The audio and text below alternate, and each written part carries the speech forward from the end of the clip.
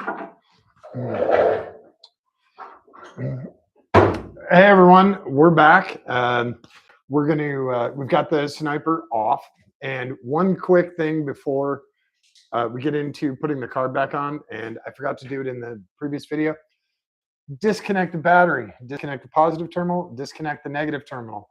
Also, even though everything's unplugged, you have the fuses out, everything, disconnect the full-time power to the sniper unit, which goes to your positive and negative battery. So unhook the battery all the way, disconnect your stuff for the sniper, and then leave the battery disconnected until further notice.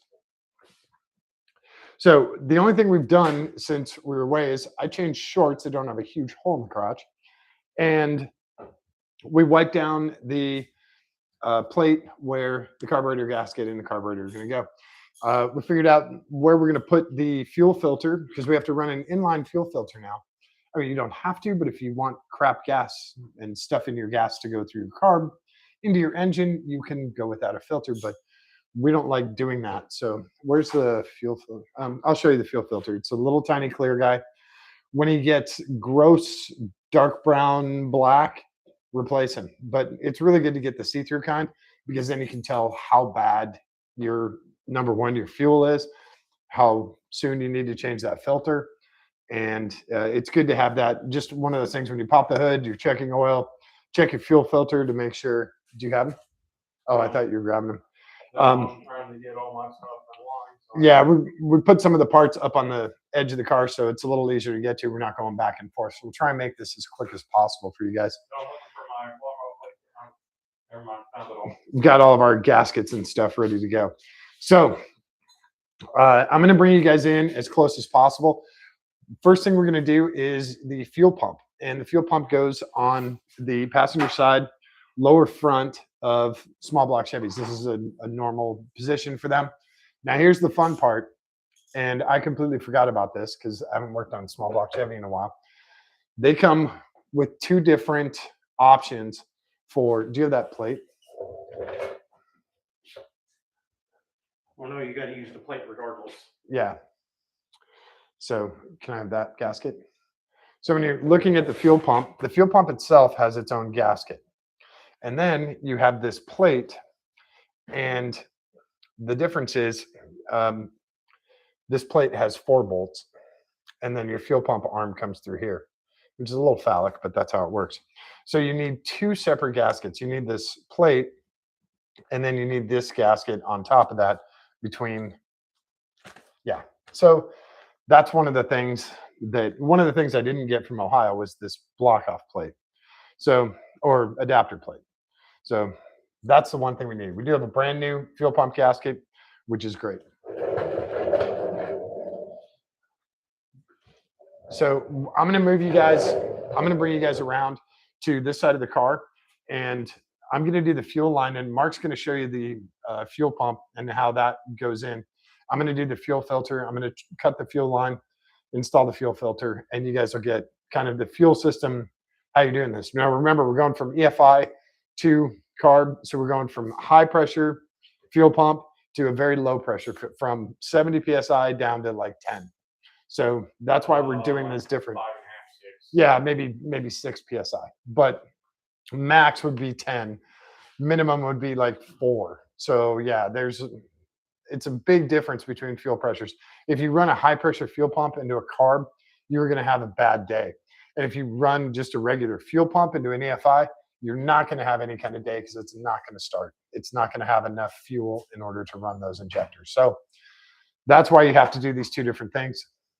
And so I'm going to bring you guys over, and we're going to get going on the fuel system, which is on the far side. Most of it is on the passenger side. So bear with me, and we'll bring you guys over here, and we'll see if we can get you a cool shot. If we can add some light to what Mark's doing. Let me grab one of these guys.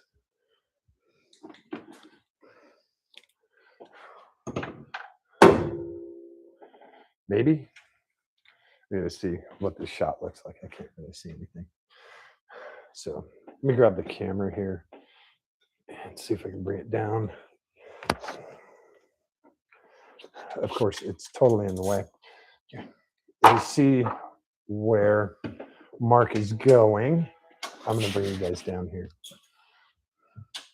There's kind of a side view. Sorry. There we go. That's our block off plate that he's taken off. So when you run a EFI system, you just block that off because otherwise you'll leak oil all over the place, which is a bad thing.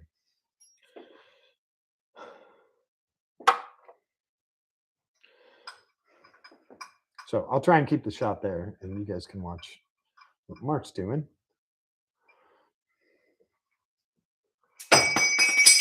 We'll just, yeah, that's a good spot for it right there. There's going to be a little bit of oil probably in there. A little bit. Still cleaned out pretty good. No, I'm just trying to get all the RTV out of here. Oh, okay. Yeah, when it was sealed up, we used RTV to seal it up. So, pretty good? Yeah, for now. Now, here's the other fun part, and this is a really cool trick. There is a very small bolt. I'm going to show you guys where it is. Hang on. Let me get my hands out of the way here. There's a very small bolt right here. And you take that bolt out and you put a screwdriver in there, and that's going to hold the shaft, the fuel pump driving shaft. So you take that bolt out, put the shaft in, use a little tiny screwdriver here to hold that shaft in place while you put the fuel pump on, because otherwise it's just going to fall out. It's just a gravity thing. So that's what Mark's going to do. I'm going to see if I can kind of set you guys up here where you can see. Yeah. Maybe. Hang on a sec. Sorry about the shaky shot. I'm trying to get it stable for you guys, I promise. Okay, there we go. That's pretty good, right? So this is where our fuel pump goes. And our fuel line is going to come in from the side here. It's going to come in over the wall, the fender wall, underneath the alternator wires. And he's going to go right here. And that's where our fuel pump is. So I'm going to get out of the way so Mark can get this installed. The camera's like right on it. It's actually a pretty good shot. Let me see if I can get some more light over here. There's not a lot of places to mount stuff. There we go. There's a little better light. You'll be able to see where he's going to do that screwdriver trick.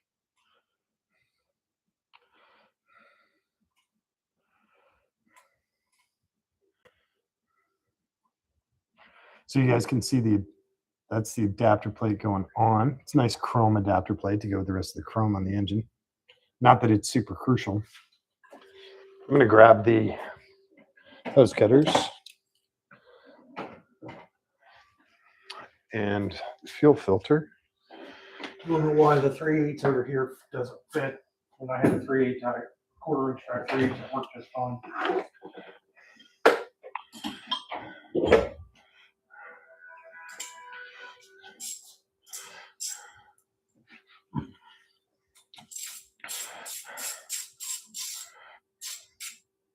Looking for the in-out markings on this, and I don't see it.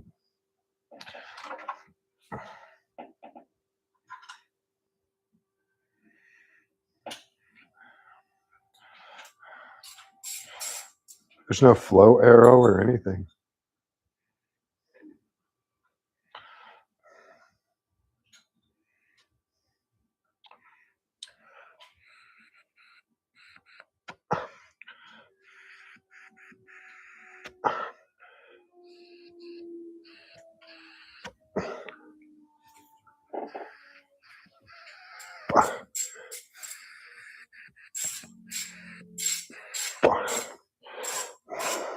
He flows in both directions, so.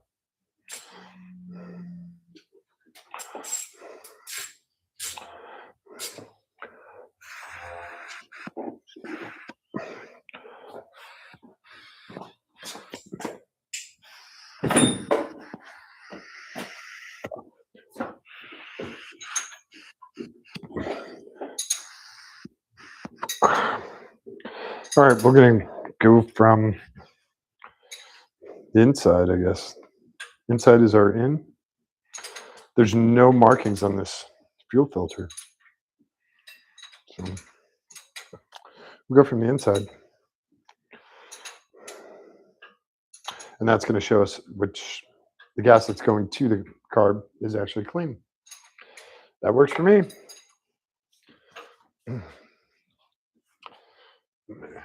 Grab a zip tie quick. I need something bigger than that. Damn, am I out of big zip ties? Almost.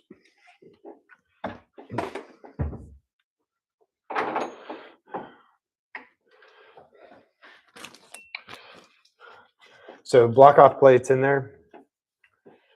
You got one bolt left over? No, I was just using that to square the plate up so Oh, gotcha. gas didn't twist and leak. Gotcha.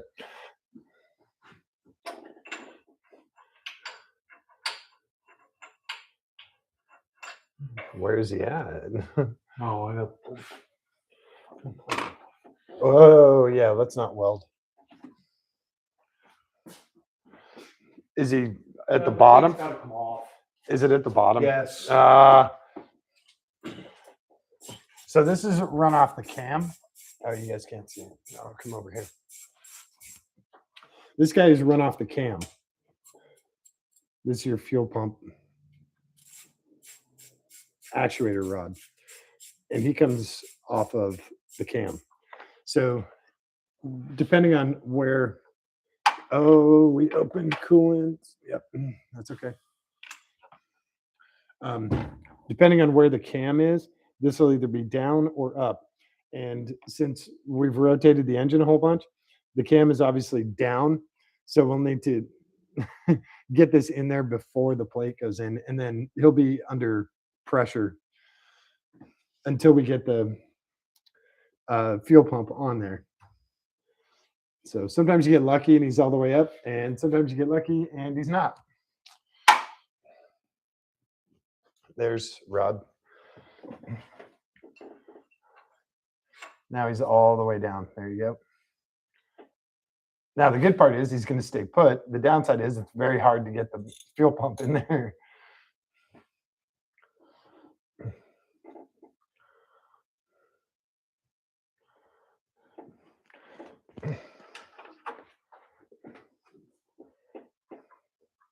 So, yeah, now we have to angle that fuel pump super, don't we? No, screwdriver will. Think he'll flex down that far? Yeah. It'll go in that hole. Oh, yeah, to hold him up. Sorry, yeah. This is just temporary for now.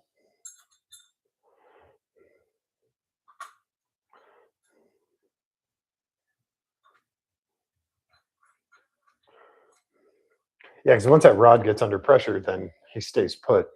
Right. Yeah. I'm just trying to wrestle a fuel pump in there with that rod hanging down is not fun. Mm-hmm.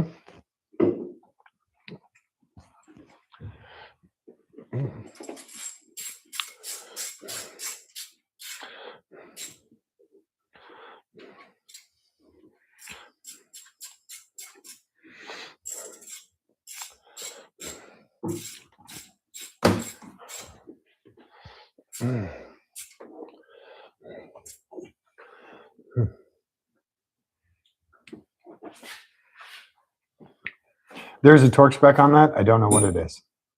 Yeah. Mark didn't make the click noise, but I heard it in my head. That's what counts. So now we'll push the rod in. Actually might be fine. Is he really? Yeah. Okay. We'll see. You've got the pump. You know what I've got to do is put some tape on that. Where's my last tape?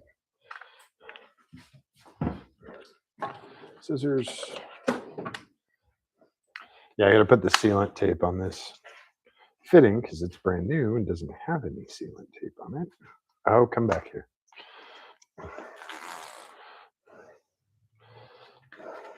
Make sure we use brand new stuff.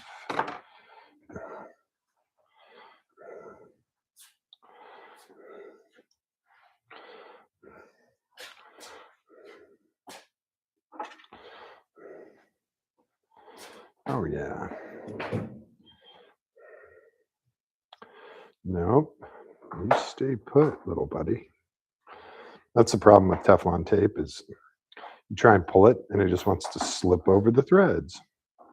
It's like, hey, I'm supposed to slide. I'm like, yeah, but I just need one full turn. Then you guys can hold on to each other.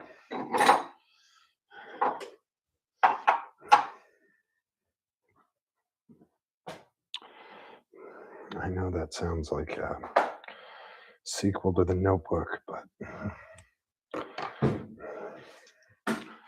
it's actually not what it is. Okay.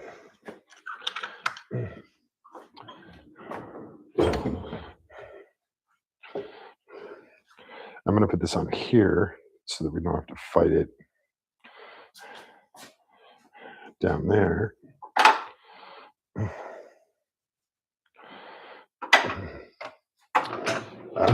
It's going to be inch, and it's going to be 13/16. Nope. It's going to be 3/4. Yep.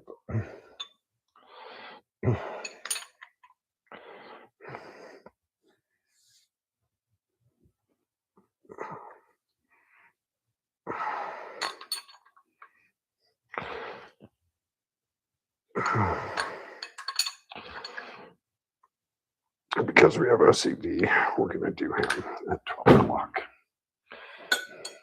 So just show you guys quick what I did. On the fuel pump, I just installed this fitting, and he's got hardcore tape on him. So this is what Mark's waiting for. Do you want to polish him before? No, I'm just kidding. Humor, folks. Sometimes there's humor here.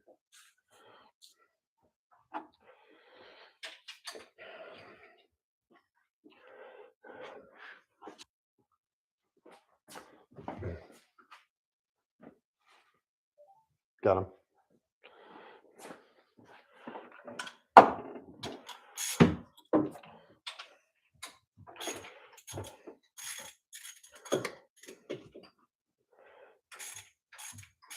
Is it too far down? Oh, I gotta get the bolt out. Oh.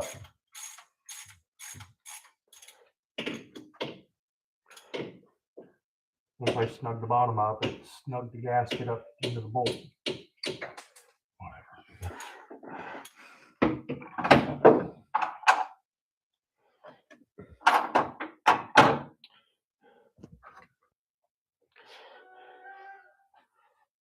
Gasket.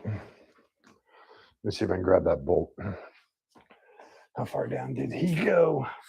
Yeah, I can. We've already been rolling around on the floor all afternoon anyway.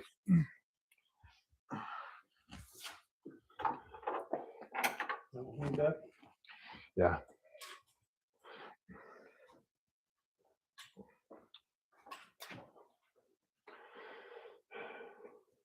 Okay, here goes fuel pump with gasket.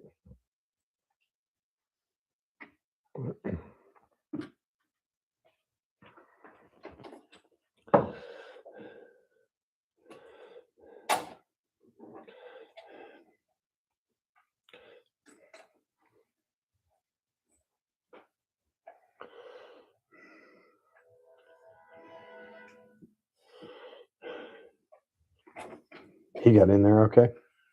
Trying to get them started. Yeah. No, I meant the rod.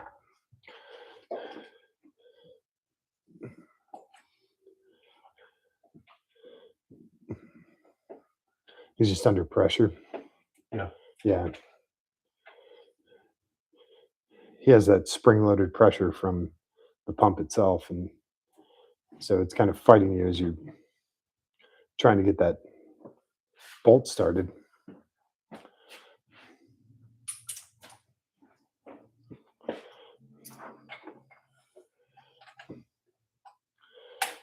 I was going to say the other thing we can do is crank the engine over, just hand crank it.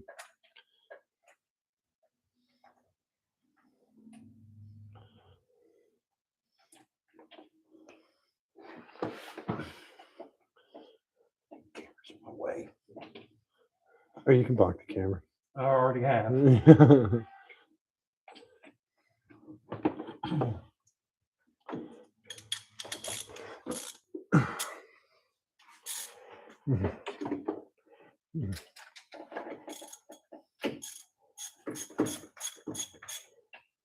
Snug enough that guy so that the other one's easier to.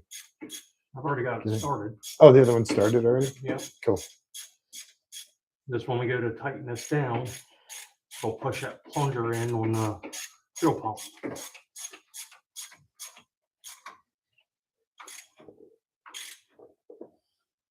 Cool. We may have to roll the engine over a little bit.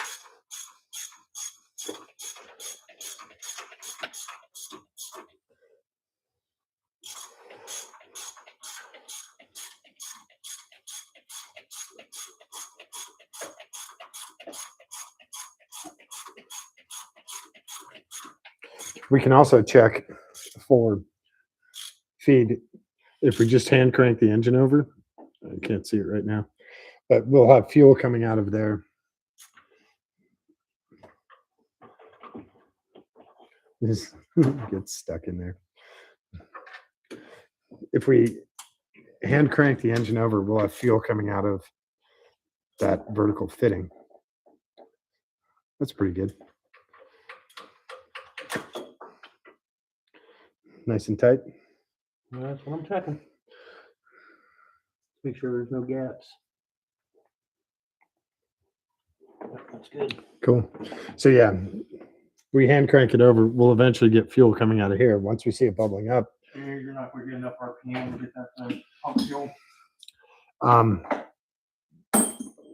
Well, it'll prime at least. Also, we have a problem. What? Look where the inlet is. He's way lower. Way lower. That's why we do right angles on those things. Damn it. Of course, there's a problem, right?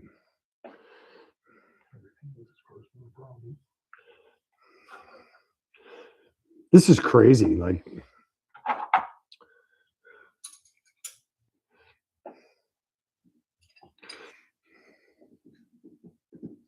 we're sealed on that guy again. Cool. So if you guys see down here where this comes in, it actually, the frame rail is right there. So it's going to be extremely difficult for that hose to make that turn, to come down and in. And it'll probably pinch the fuel line. When you bend hose, it pinches. Here, let me show you on a piece of hose. So when you bend hose really hard, see how he pinches like that? That's bad. So you only have a very small radius to work with, or actually a very big radius to work with. But that's why running that hose past that frame rail, that's why I really wanted a vertical one here. So I might have to swap that out to a vertical in order for this to actually run. Did you order one? I did. It was the wrong size. And it was the correct size barb. It was the wrong size NPT. So that might, this is a problem getting fuel in. So, I mean, we can always just shorten that line so it doesn't get pinched. It doesn't matter. Anywhere it comes in is going to pinch it.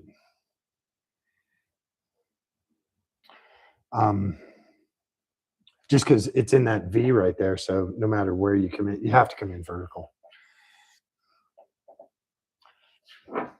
It's walled on two different sides. I see. So yeah,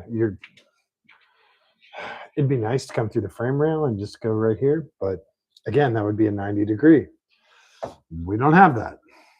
So That fuel pump's like on the engine now. is it like, oh, yeah. Wow. He's like touching. This whole car is crazy. Not even one over there. Yeah. So we're going to leave that for right now. That's probably going to be a part that I have to swap out before we start this. But we can put the carb on and we can get everything else done except for running the fuel line. And then I can come back and I can run the fuel line. Crap. Damn it. All right. Let me get the camera out of here and we'll do the new carb on there. So these are the things that you find out. So I'm going to stick you guys right there and we'll come out. And are you going on that side? Yeah. Okay. So I'm going to grab the light from the other side. Where the hell? Oh, okay. I can see it right there. So I'm going to grab this other light. Put it up here. There you guys go. Now you can see. Put this one over here. So the carb goes on. There's 4 studs. I got them squared up. Well, I have to move it around to get these started. Ow. Pinched my hand.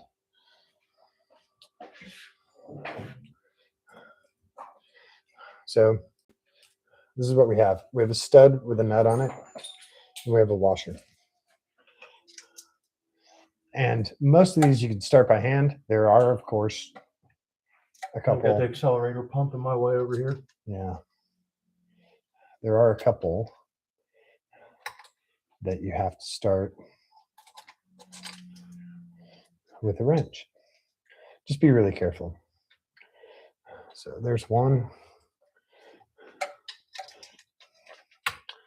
And then you need to make sure not only the carb's lined up, but the gasket, everything else is kind of squared. So you don't crank them all the way down at first. You sort of leave them a little bit loose so you can shift stuff and do them finger tight. And then you can come back and tighten them. And I don't know the torque spec on carb stuff. I've always done it tight. You're dealing with air and fuel and you do not want it out in your engine bay in any way. You want it definitely into your intake. So yeah, I'm going to have to swap out that fitting. That sucks. Damn it. Okay. Thanks.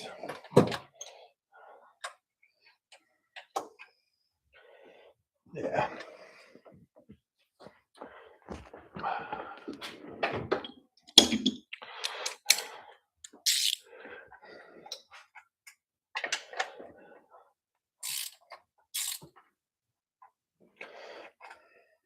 Click. Actually, for this guy, you should use a short socket, but we're just going to be careful. Click. Mark's putting on the, I can't see him on this side. Or is he wrench on that one? Put a socket on both sides. Oh, you did? Okay. No, it still needs tightening. Yeah. I just couldn't see the. You were like literally right on it. Click. Was I? Oh, there we go. I can't see through this. So click. Now you also know if these aren't tight enough, if you have a vacuum leak and all of your hoses are good, new, hooked up correctly, then you'll know that it was something else. And I'm going to have to also get new vacuum line. This stuff is cut very, very short. I need this guy to come up to here. I need this guy to come up underneath here. And I need my brake booster to come up underneath here too. Because we don't have any vacuum ports on. Oh, we have the one on the back, but I need this guy up here. We were talking about teeing into that. Yeah. Well, I can run PCV up to this guy, right? And then we have our distributor vacuum advance, which obviously I need to make longer too. So I You need don't to, need to make this longer because it won't fit. yeah, but I have extra of that and I have extra of this. So this will go to our vacuum, big vacuum port in the back. And you can clamp those on the vacuum ports if you really want to. Most of the time, it's not really necessary. But if you want to run a clamp, you can. This guy, I'm going to have to get an extra piece because he has to come around to come in at an angle here. So he's going to have to come around the water pump. So I have to cut a longer piece of this, and I'm going to need longer pieces of these guys as well. But we have all this bolted down. We also have our throttle linkage hooked up. Shorten that. Yeah, he's got a lot of play in there. So, yeah. But if I pretend to push on the gas pedal, it actually works. So, this is our manual choke. We do not have a vacuum choke on this or an electric choke. So, we just have a manual choke. And we have vacuum secondaries, which is cool. Now comes the other cool part. This is kind of, I guess, the last thing we'll have to do. Yeah, Mark's on it. Go, man.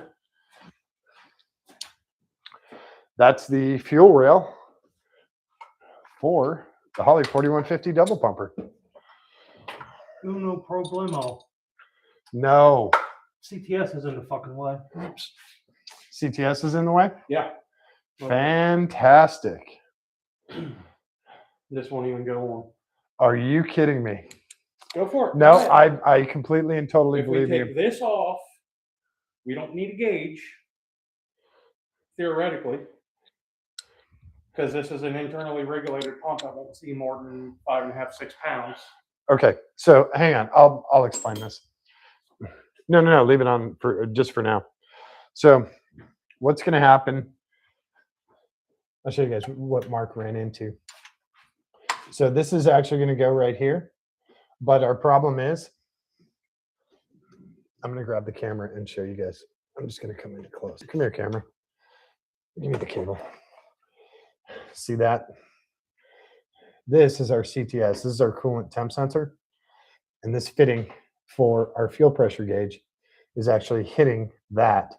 So I have to remove that and put a plug in there. And then we can run our fuel rail. So I'm going to take this off for now, and we can install the fuel rail. And then I will get a regular plug because we're not using the CTS. Or I can get a right angle CTS or whatever, something that comes down or goes that way so that it's not in the way. If you didn't have the, you've got a coolant temp sensor on the side of the block. A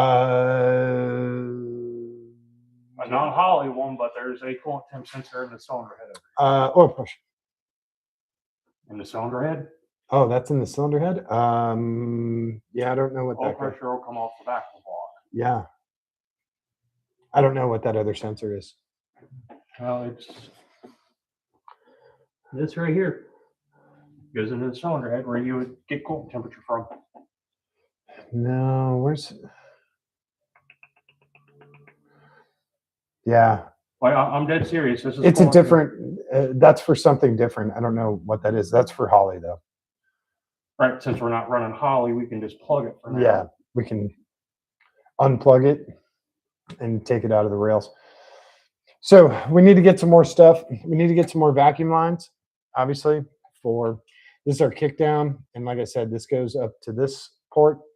And then if you look underneath the carb here, you can sort of see our two vacuum ports here. So we have our distributor advance, and then we have this guy, and I need to get a longer hose right here so he can come around. And then I'll get a plug for the CTS so that we can unhook him, or we can hook up our fuel pressure gauge, which is that guy.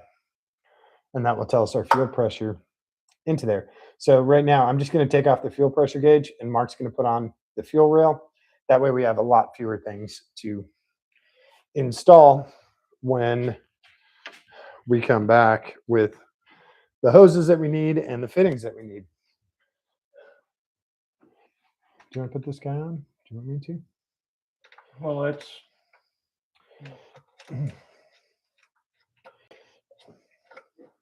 That's really frustrating. But come on, buddy. And these fittings have PTFE paste. PTFE, you guys know what PTFE stands for? I've said it enough on this channel. Polytetrafluoroethylene. That's what PTFE stands for. And it's known by its brand name, Teflon. And yes, it was created by DuPont. And what size was the fuel rail? Do you remember? 5/8. 5/8? Oh, cool. Thank you. So you get some PTFE paste on these. That really helps with fuel. And the other stuff that I use is like what I used on the fuel pump is the OD fast tape that's oil, coolant, all super resistant to all that stuff. Again, these guys, you do kind of finger tight and then you'll come back and really crank them down because you don't want, again, it's not a huge amount of pressure like a fuel injection system, but you still don't want stuff, any kind of fuel, raw fuel dripping on a nice hot 500-degree engine. Nothing good comes from that, especially with a spark right back here. See cars on fire. That's how it works. So you want to make sure these are snug. These are also flare fittings. So this is a metal on metal fitting. There's no gasket or anything. So you want to make sure they're super cranked down, but again, don't malform them. And also a lot of this is cast aluminum that's been machined. So it can be very brittle. So just be careful, get them nice and snug. And also the very first thing you should do is double check that you don't have leaks. Run the car for 10, 20 seconds, shut it off, look for any wet spots. Take care of those immediately. By the way, this was a 5/8. I know. I was telling them. And then this is our line from, got it, from our fuel pump. And this has the standard red and blue. That coolant temperature is going to be in the way of using that coolant. I know. I just wanted to. Holy shit. Can this stuff.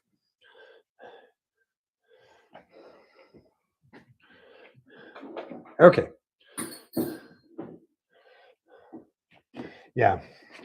So it won't let you do that, but it will let you do this. And this, of course, there's not supposed to be an alternator here. There's supposed to be the alternator is actually supposed to be underneath. This alternator is going to be a huge pain in the ass. So he's supposed to go like that. This alternator is going to be a problem. Because, yeah, the fully dressed block didn't come with an alternator. So when we do this and we add this on, it's going to be a mess. We're actually going to be, we might actually be too short. What a horror show, right? So the car originally, hey, I forgot, battery's still plugged in. That's why you unhook the battery. And that also shows that you have a braided line. So let's de-juice this. There we go. So we're going to, if we want to run this, there's no way to do that without, I mean, he's going to rest on the alternator. The alternator is going to be in the way. This fuel rail does not work with the setup in this car. Or we have to change this fitting to a right angle and run him right along here. But as you guys just saw, hitting it on the positive terminal with the braided line. You guys wonder why I run nylon braided for all this stuff? That's a perfect example of why I run nylon braided. So unless you're dealing with PSI over 500 PSI, over 300 PSI, there's no reason to run stainless braid. It looks cool, but you're not helping anything. The only other option would be to do an offset or to do a right angle like this, which also puts it right on the valve cover. But I could do a right angle like that. So this is another horror show. This is why you guys like watching this stuff, right? You like seeing. So if I get a right angle fitting there, it'll clear that CTS, and I can still run the fuel pressure gauge.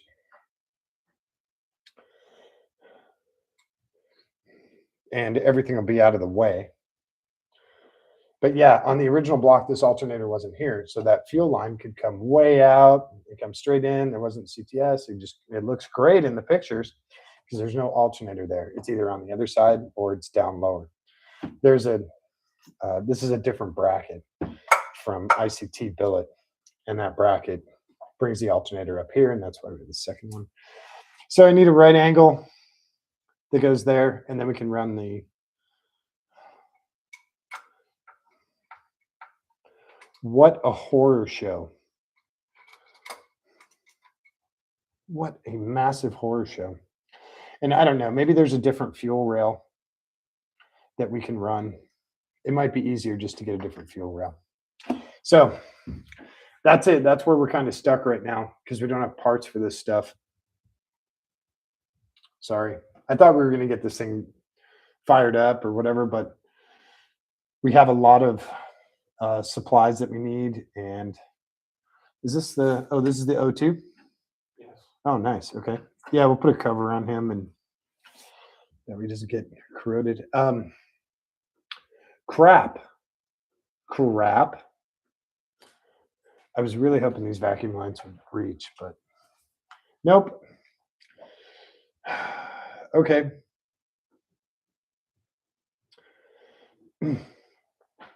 It might be easier just to get, if we got a shorter, well, we can't get shorter because we have to clear the choke and the vacuum stuff.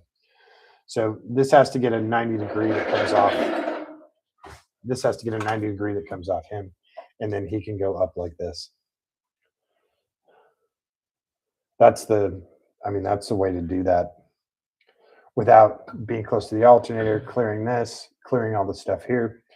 Of course, you do that, you're going to have to change this angle because now you have to go behind the block to see fuel pressure because the air cleaner is going to go here and he's going to come down and touch this. You won't be able to see it with the air cleaner on. There's a whole bunch of stuff here.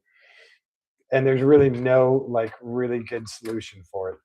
So this is one of those things when you're building custom stuff that you have to figure out kind of on your own and realize that when the air cleaner goes on here, he's going to cover that up. He's going to come out way far out here. So you want to be able to see, you should be able to put your fuel pressure gauge right here or actually right here. But you can't because the distance right here is too short. So even if you take the back off of this, put it here, now your fuel pressure gauge faces, your face of it faces this. And you can't add a right angle to it because then it's, I guess you could, but then it'll make a right angle in PT. So you run into problems no matter which way you do it. This absolutely has to be a right angle. Not only for the alternator, but also for the CTS, because we're going to run the sniper again, I think, in theory. So this has to be a right angle. So we have to change this out. And then if I can find a right angle NPT, we can come off that. But I don't know. This thing fights me every single nut and bolt. I hate that it does, but it does. So we're kind of done right now with everything we can do tonight. I'm going to come past your feet here, and I'm going to raise you guys up really quick.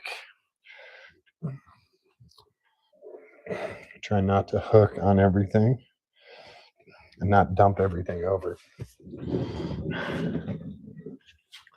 Stay right there. There we go. And we can tilt you guys up a little bit. So, yeah, that means the limo is parked in this weird spot for the next 12 hours or so. And yeah, it's incredibly frustrating, but this is part, like I said, this is part of doing a custom build.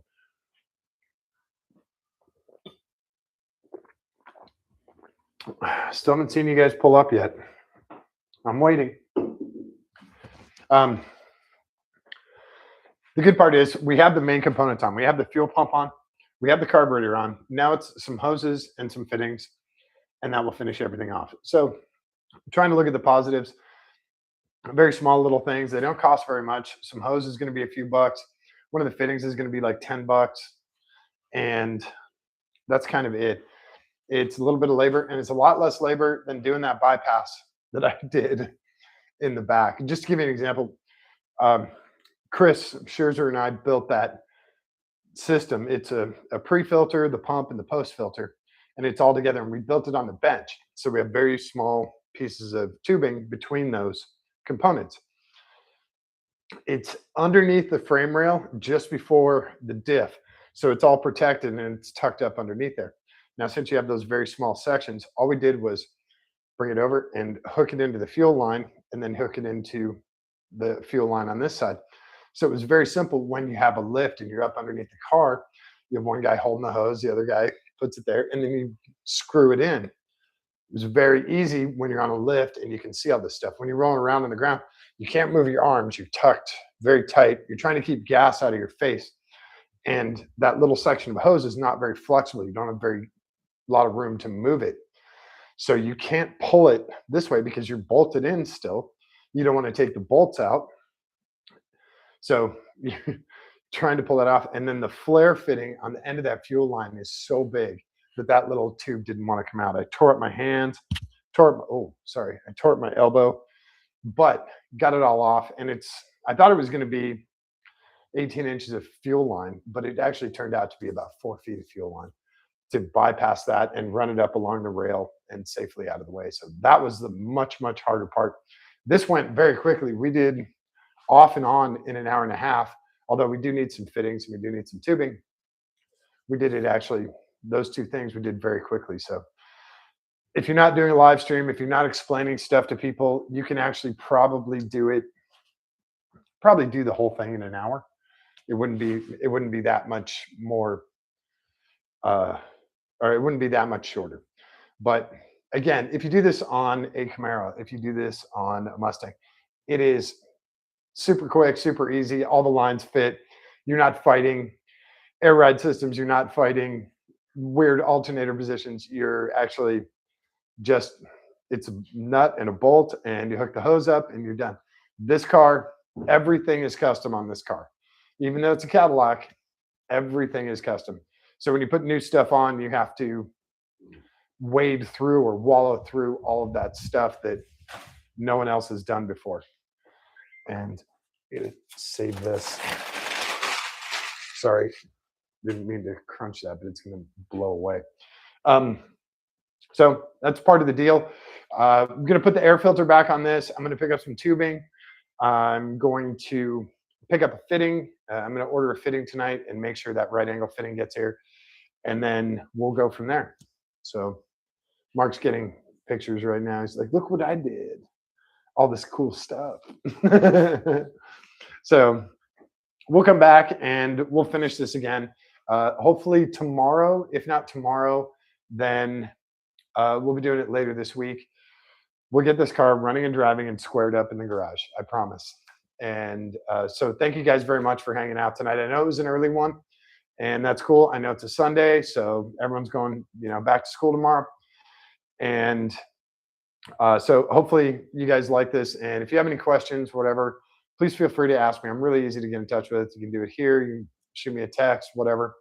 and I'm happy to answer any questions. If there's something you guys want to see in here, please let me know. I'll talk to my friends, see if we can get one of their cars over here. If there's a very specific uh, component or feature or whatever you want to see on the car, steering or trailing arm suspension or airbags or steering columns or whatever, shoot me a message and I'll see if I can do a specific live stream on that component or that setup. And I love doing that stuff where it's a lot more focused and get into a lot more detail and not really cut any corners or anything. So that's about it for tonight. I really appreciate you guys hanging out. Thanks to all the new subscribers. I saw there was a few new subscribers, and you guys are awesome. I'm glad you're enjoying this. Like I said, I don't get paid for any of this, so you guys are. When I see the new subscribers, that's my payment. That means you guys are liking it, and I love that part.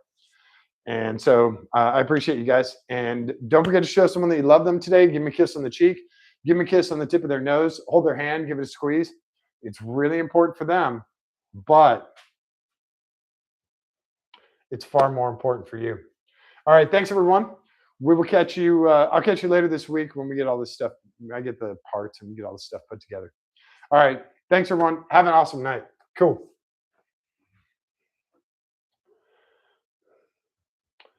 Really? Right angle fittings? Really?